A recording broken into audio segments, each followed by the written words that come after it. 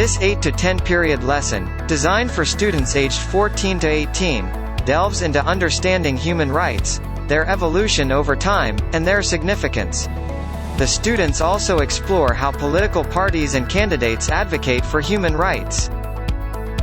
The teacher begins with a brainstorming session where students contemplate what they perceive as fundamental human rights and how these rights may vary across different countries.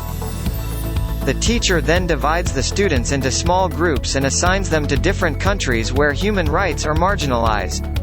The students are then asked to prepare posters highlighting these rights and present their findings, fostering a deeper understanding of global human rights issues. Through a video, the teacher then introduces students to Martin Luther King Jr. and the Civil Rights Movement. Then, the teacher opens a whole group discussion and presents King's objectives and the movement's importance, linking historical struggles to contemporary human rights issues. The teacher then shows another video on the Human Rights Act to educate the students further. The students will research how human rights have evolved and illustrate these changes in a timeline format, enriching their historical perspective. The teacher introduces the concept of Black Lives Matter, and then prompts group discussions on contemporary racial issues.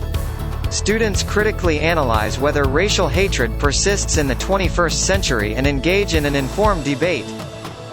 The students then are asked to research election candidates and their advocacy for human rights in various European countries, excluding their own.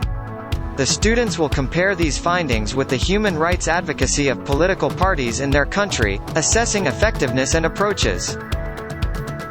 To conclude, the teacher presents documentaries on political parties that support human rights and discusses the strategies these parties employ once in government to promote human rights. The lesson is finalized with a whole group discussion.